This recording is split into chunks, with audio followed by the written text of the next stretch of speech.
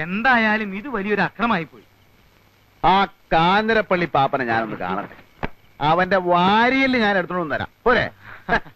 അവനൊക്കെ ഇതിന്റെ മൂർച്ച എന്താണെന്ന് ഞാൻ കാണിച്ചു കൊടുക്കാം. അതിന്റെ ആവശ്യം വരികയല്ല, വിരണ്ടു പോയല്ലേ.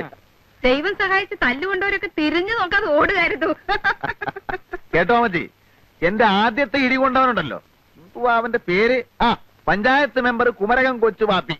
അവൻ ഒരു 6 മാസമെങ്കിലും ആശുപത്രി കിടക്കേണ്ടി വരും. അത് പിന്നെ അമ്മാതിരിയുള്ള ഇടിയല്ലായിരുന്നോ? ചേച്ചി കാപ്പിയായോ? നീ അയാളുടെ അടുത്തെങ്കിലും പോയി നിൽക്കരുത്. നിന്നാലെന്താ, അയാൾ പിടിച്ച് തിന്നളയോ? നീ പ്രായമാവുമ്പോ ആ മരം കയറി മറിയാമ്മയെ പോലെ ആവുന്ന ലക്ഷണമാ. നാ കൂപ്പി. ഇതുവരെ നീ എന്താ കല്യാണം കഴിക്കാതിരുന്നത്? ഞാനൊരു അനാഥനും പോക്കിരി ആയതുകൊണ്ട് എനിക്കാരും പെണ്ണേറിയാലെന്നേ ഞാൻ എന്നാ ചെയ്യാനാ? എന്നാലും ഒരു പെണ്ണൊക്കെ വേണ്ടേ?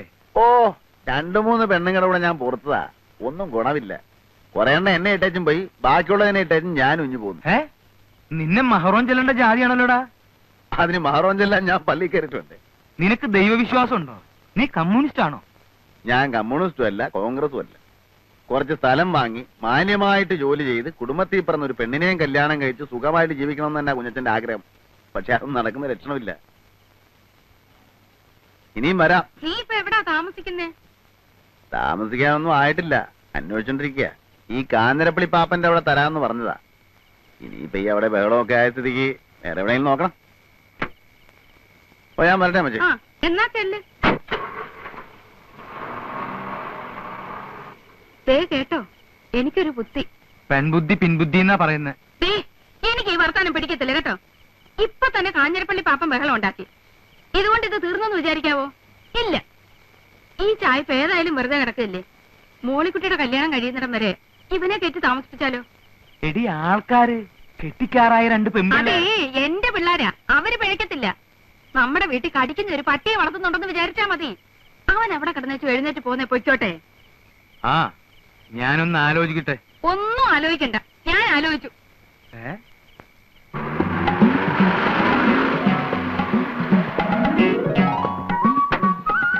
കുഞ്ഞച്ചൻ ചേട്ടൻ.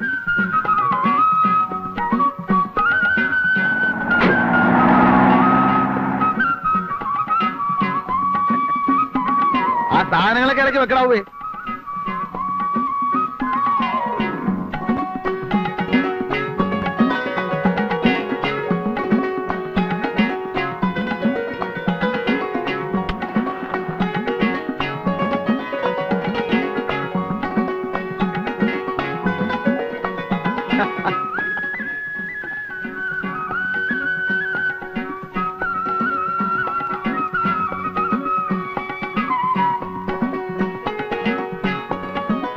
മോളിക്കുട്ടിയെ,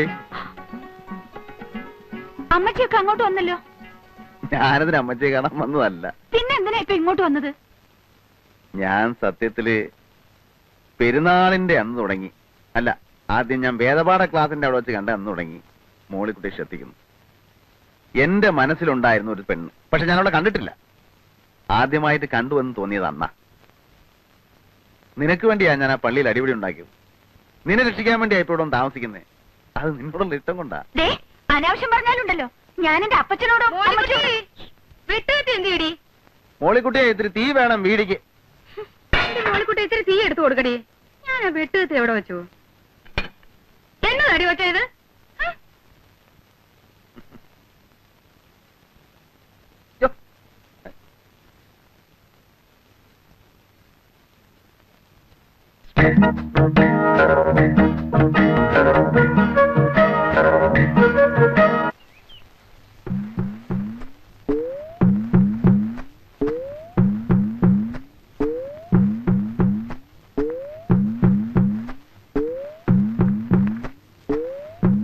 ഈ പ്രിൻസിപ്പൽ കുഞ്ഞച്ചൻ സാറിന്റെ വീടല്ലേ ഇത്?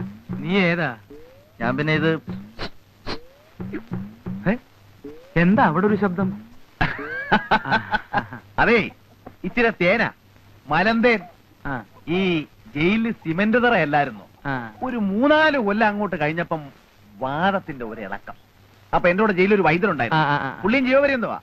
ഇറങ്ങിക്കഴിഞ്ഞാ ഉടനെ തേനും ചെറുനാരങ്ങയും ചേർത്ത് കഴിച്ച വാദത്തിന് ഫസ്റ്റ് ആണെന്നാ പറഞ്ഞത്. വാദത്തിന് ഇതൊക്കെ മതിയില്ലേ? ആർക്കറിയാം ഇതൊക്കെ. എടാ കുരുത്തം കെട്ടവനെ വിളിച്ചു കൂവിയാണാടാ കൊണ്ടുവരുന്നത്. ഇത്രയും വലിയ കൊടിമൂത്ത ചട്ടം പേടിച്ചിട്ട് കള്ളു കുടിക്കണമെങ്കിൽ അത് പാത്തം വന്നിങ്ങാന്ന് ഞാൻ അറിഞ്ഞ. കൊണ്ടുവരങ്ങാൻ ഓ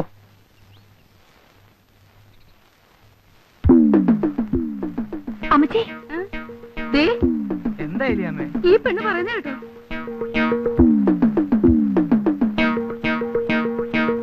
കുഞ്ഞച്ചാ,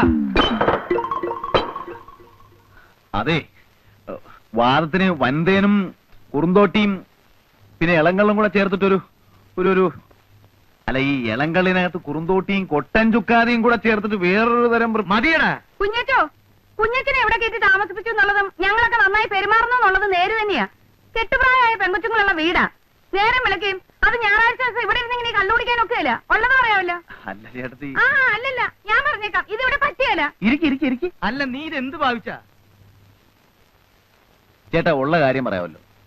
ഇത് വാദവുമല്ല വൻതേനുമല്ല കൊട്ടൻ ചുക്കാതിയുമല്ല, കള്ള ശീലിച്ചു പോയി. ഞായറാഴ്ച ആവുമ്പോ കുടിച്ചു ബോധം കെട്ട് കിടന്ന് ഉറങ്ങും. നിനക്കപ്പം പള്ളിപ്പോക്കും കുർബാനയൊന്നും ഇല്ലടാ. അതിന്റെയൊക്കെ പ്രായത്തിൽ ഉപദേശിച്ചു തരാൻ വല്ലവരും വേണ്ടേ? എനിക്കൊന്നും നന്നാകണമെന്നുണ്ട്, ആത്മാർത്ഥമായ ആഗ്രഹം കൊണ്ട് പറയുക. ചട്ടമ്പിത്തരവും നിർത്തി എല്ലാം നിർത്തി ഈ ഗ്രാമത്തിലേക്ക് പോകുന്നതും അതിന് തന്നെയാ. പക്ഷേ ഒന്ന് നിയന്ത്രിക്കാൻ ആരെങ്കിലും ഉണ്ടെങ്കിൽ ചിലപ്പോ ഇതൊക്കെ അങ്ങ് നിന്നു പോകും ചേട്ടാ. നിനക്ക് നന്നാവണമെന്നും കുണം പിടിക്കണമെന്നും ശരിയായ ആഗ്രഹം ഉണ്ടെങ്കിൽ നിന്നെ ഞാൻ തന്നെ കൊണ്ടുപോയി സംസാരിപ്പിക്കാം. അയ്യ, തന്നെയുമല്ല, ഇടയ്ക്കിടയ്ക്ക് ധ്യാനം വരും, അതിലും സംബന്ധിക്കാവോ? ഉവ്വ. ദേ, എന്നോട് ഈ മണഗുണ വർത്താനം പറയരുത്. ചെയ്യാമെന്ന് പറഞ്ഞാൽ ചെയ്തിരിക്കണം. ദൈവത്തിന് മുമ്പിൽ തട്ടിപ്പ് കാണിക്കരുത്. ഇല്ല, ഞാൻ കുമ്പസാരിക്കാം, കുർബാന കൈക്കൊള്ളാം, ചേട്ടന്റെ ഉപദേശം അനുസരിച്ച് നടന്നോളാം. ദേ ഇപ്പൊ ഈ തെറ്റിന് മാപ്പ്. നിന്റെ പാപങ്ങളെല്ലാം ദൈവത്തിന്റെ പ്രതിപുരുഷനായ പുരോഹിതനോട് പറയൂ കുഞ്ഞച്ച. യഥാർത്ഥമായ പശ്ചാത്താപത്തോടും അനുതാപത്തോടും കൂടി നീ പശ്ചാത്തപിച്ചാൽ ദൈവം നിന്നോട് ക്ഷമിക്കും. 10 കൽപ്പനകളിൽ എന്തെങ്കിലും നീ ലംഘിച്ചിട്ടുണ്ടോ? 10 കൽപ്പനകളെന്ന് പറയുമ്പോ നീ മോഷ്ടിച്ചിട്ടുണ്ടോ? ഉവ്വ്. മാതാപിതാക്കളെയും ഗുരുജനങ്ങളെയും നീ ബഹുമാനിക്കാതിരുന്നിട്ടുണ്ടോ? മാതാപിതാക്കളില്ല, അനാഥ മന്ദിരത്തിലാ വളർന്നത്. പിന്നെ എടുത്തു വളർത്തിയത് അത്. അപ്പോ അദ്ദേഹമാണല്ലോ നിന്റെ പിതാവെന്ന് പറയുന്നേ. ആ പിതാവിനെ നീ നിന്ദിച്ചിട്ടുണ്ടോ? നിന്ദിച്ചിട്ടുണ്ടോന്ന് ചോദിച്ചാ വാക്കുകൊണ്ടോ മറ്റോ? വാക്കുകൊണ്ടൊന്നും നിന്ദിച്ചിട്ടില്ല. പിന്നെ അങ്ങേര് കുരിശും തൂക്കിയിട്ടുള്ള പ്രാർത്ഥന വന്നപ്പോ ഒരു കല്ലെടുത്തെറിഞ്ഞത്, തല പൊട്ടി ചോര വന്നു. അങ്ങനെയാണ് ആദ്യമായിട്ട് ദുർഗണ പരിഹാര പാഠശാല ചെന്ന് പെടുന്നത്. പിന്നെന്തൊക്കെ പാപങ്ങളാണ് നീ ചെയ്തിട്ടുള്ളത്?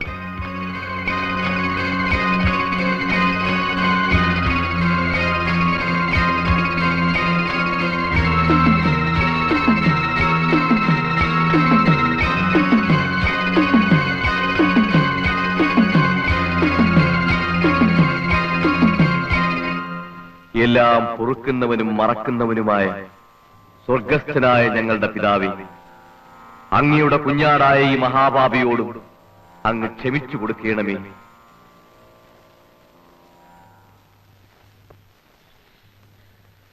കുഞ്ഞച്ചൻ ചേട്ടാ, ചേട്ടന് എന്നെ മനസ്സിലായോ?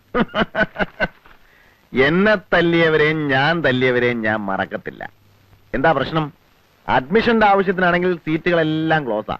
ഞാൻ മാനസികമായി അങ്ങേറ്റം തകർന്നിരിക്കുകയാണ്. ആണല്ലോ. ഉത്സവപ്പറമ്പി വെച്ച് പെണ്ണെ കയറി പിടിക്കുക, നാട്ടുകാർ മുഴുവൻ കൈകാര്യം ചെയ്യുക, പോലീസ് സ്റ്റേഷനിൽ പോലീസുകാർ തല്ലുക. മനസ്സിന് മാത്രമല്ല ശരീരത്തിനും അസുഖം ഉണ്ടാവുന്ന ഇടപാടാ. സത്യത്തിൽ ഞാനെന്ന് കാഞ്ഞിരപ്പള്ളി പാപ്പന്റെ ആൾക്കാർ മോളിക്കുട്ടിയെ വളയുന്നത് കണ്ടു.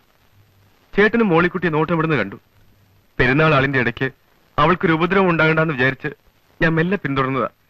പിന്നെ ജിമ്മി ആൾക്കാർ അവളെ ഉപദ്രവിക്കുന്നത് കണ്ടപ്പോ സത്യം പറയാം, എന്റെ അമ്മ സാക്ഷിയായി പറയാം, ഞാൻ രക്ഷിക്കാൻ ഓടി വന്നതാ. പക്ഷെ നിങ്ങൾ എല്ലാവരും കൂടി തെറ്റിദ്ധരിച്ച് എന്നെ. അയ്യോടാ, അമ്മയല്ല, താൻ അമ്മുമ്മയെ കൊണ്ട് ആണായിട്ട് പറഞ്ഞാലും ശരി, ഞാൻ വിശ്വസിക്കത്തില്ല. ഞാൻ ഇതൊക്കെ ഒരുപാട് കണ്ടതാടോ. ഉത്സവപ്പറമ്പിലും ആറാട്ടിനും പെരുന്നാളിനും ദീപാരാധന തൊഴുന്നിടത്തും പെമ്പിള്ളേരെ തൊട്ടും തലോടിയും തോണ്ടിയും തല്ലിയും തല്ലുകൊണ്ടും ഒക്കെ എനിക്ക് നല്ല ശീലമാ. അങ്ങനെയുള്ള അവസരങ്ങളിൽ പിടിക്കപ്പെടുമ്പോ ഞാനും ഇങ്ങനെ ചില്ലറ കള്ളങ്ങളൊക്കെ പറയാറുണ്ട്. ചേട്ടാ, മിണ്ടിപ്പോരുത്. ആ പെണ്ണെ താനങ്ങ് മറന്നുകളാ. അവക്കിപ്പോ വേറെ ചില കല്യാണാലോചനകളൊക്കെ വരുന്നുണ്ട്. തന്നെയുമല്ല, അവക്കിപ്പോ തന്നെ കണ്ണെടുത്താ കണ്ടുകൂടാ. മോളിക്കുട്ടിയെ നേരിട്ടൊന്ന് കണ്ട് ആ ഏരിയയിൽ എങ്ങനെ കണ്ടാ നിന്റെ കൈയും കാര്യം ഞാൻ തല്ലി ഓടിച്ചു കളയും. ചേട്ടാ, ഒരു പെണ്ണിന് തന്നെ ഇഷ്ടമല്ലെന്ന് പറഞ്ഞാൽ പിന്നെ തനിക്കും തരത്തൊരു സൂക്കേട്. അവക്ക് തന്നെ ഇഷ്ടമല്ല പോരെ. എടോ, തന്റെ അപ്പന് നല്ല കാശും സൗകര്യവും ഒക്കെ ഉള്ള ആളല്ലേ. വേറെ ഏതെങ്കിലും പെണ്ണെ തപ്പിപ്പിടിക്ക്. ഇത് വിട്. സമയം മനക്കെടുത്താൻ നടക്കും. ചേടാ, എന്തൊരു ഏടാകൂടമാണെന്ന് നോക്കി. ജീവിതത്തിൽ ആദ്യമായിട്ട് കാണാൻ കൊള്ളാവുന്നതും സൽസ്വഭാവിയുമായ ഒരു പെണ്ണ് മനസ്സിലോട്ട് കയറി വന്നതാ. അവളെ എങ്ങനെയാ ഒന്ന് വളച്ചെടുത്തൊരു ജീവിതം ഉണ്ടാക്കുമെന്ന് ആലോചിക്കുമ്പോഴാ അവന്റെ അമ്മയുടെ ഒരു ആണയിടല്.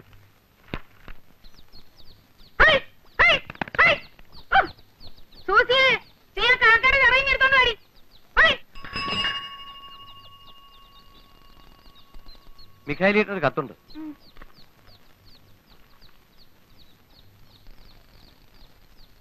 ആരുടെയാടി? ഉപ്പുകണ്ടത്തിലെ അമ്മച്ചന്മാരുടെയാ. ആ, മോളിക്കുട്ടിക്ക് ഒരു ചെറുക്കനെ ആലോചിക്കുന്ന കാര്യം പറഞ്ഞിട്ടുണ്ടായിരുന്നു. പൊട്ടിച്ചേ, വേഗം പൊട്ടിച്ചങ്ങോട്ട് വായിക്കടി.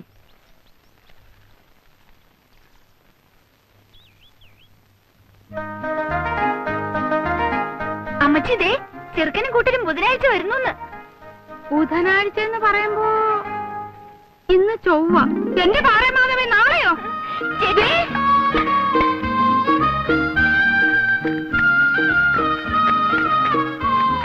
പന്നിയായി, പോത്തായി, കോഴിയായി. ആ പൊട്ടൻ രാമനോട് ഇച്ചിരി മീൻ കൊണ്ടുവരാൻ പറഞ്ഞിട്ടുണ്ട്. അവര് കിഴക്കുള്ളവരല്ലേ, മീനൊക്കെ അവർക്ക് വലിയ ഇഷ്ടാവും. എടുക്കു കുഞ്ഞിട്ടാ. സൂസി, ഈ കത്തൊന്ന് വായിച്ചേ. ഓ, ഇതിപ്പോ എത്രാമത്തെ പ്രാവശ്യം അപ്പച്ചാ വായിക്കുന്നത്? അതേടി, കുഞ്ഞച്ചനൊന്ന് കേക്കട്ടെ. കുഞ്ഞച്ചൻ അവൻ നമ്മുടെ ആളല്ലേ.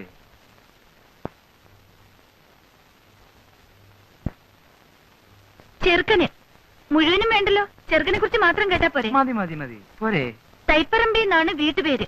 ചെറുക്കന്റെ വീട്ടുകാർ നമ്മളെ പോലെയല്ല, കഴിഞ്ഞുകൂടാൻ വലിയ സൗകര്യക്കാരാണ്. 8 ഏക്കർ റബ്ബറും 10-14 ഏക്കർ ഏലവും ഉണ്ട്. 4 ചേട്ടാനുജന്മാർ, 3 പേര് കമ്പത്താണ്. കമ്പം തേനി, അവരവിടെ വലിയ നിലയിലാ. ഇളയവനായ, അതായത് നമ്മുടെ മോളിക്കുട്ടിയെ കെട്ടാൻ പോണ കുട്ടിയപ്പൻ, അവൻ മാത്രമേ വീട്ടിലുള്ളൂ. ഇളയ ഒരു പെങ്ങളെ കെട്ടിക്കാനുണ്ട്. കുട്ടിയപ്പനാണെങ്കിൽ 10ാം ക്ലാസ് പാസ്സായി. അത്രയും വലിയ പഠിത്തക്കാരനാണെങ്കിലും പഠിത്തക്കാരന്റെ ഗമയോ അഹങ്കാരമോ ഒന്നുമില്ല. നല്ല പണിക്കാരനാണ്, കഠിനാധ്വാനിയാണ്. പിന്നെ ഒരു ദോഷമേ ഉള്ളൂ, അത് ഇക്കാലത്തൊരു ദോഷമല്ല. ചെറുക്കൻ അല്പം പരിഷ്കാരിയാണ്. ഒരു ഇച്ചിരി പരിഷ്കാരമൊക്കെ ഇക്കാലത്ത് ഉണ്ടെന്ന് വിചാരിച്ച് അതൊരു ദോഷമാണെന്ന് പറയാനൊക്കുമോ കുഞ്ഞച്ച? അതില്ല. നീ വായിക്ക്. പാന്റ് ഷർട്ടുമേ ചെറുക്കൻ ധരിക്കൂ. സിഗരറ്റ് വലിക്കും. കള്ളുകുടി, പൊടിവലി, കണ്ടമാനമുള്ള നടപ്പ്, അങ്ങനെയുള്ള ദുശീലങ്ങളൊന്നുമില്ല. പിന്നെ പരിഷ്കാരിയായ ഒരു ചെറുക്കനെ ആയിരിക്കുമല്ലോ മോളിക്കുട്ടിക്കും ഇഷ്ടപ്പെടുക. ഏതായാലും പയ്യനെ നിങ്ങളൊന്ന് കണ്ടു നോക്കുക. ശേഷം കാഴ്ചയിൽ എന്ന് കർത്താവിന്റെ ഐക്യത്തിൽ സ്വന്തം കോര. നല്ല പയ്യനാണെങ്കിൽ നടക്കട്ടെന്നേ. മോളിക്കുട്ടിയുടെ ഇഷ്ടമാണല്ലോ പ്രധാനം. പിന്നെ മോളിക്കുട്ടി ഇഷ്ടപ്പെടും പരിഷ്കാരിയാവുമ്പോ.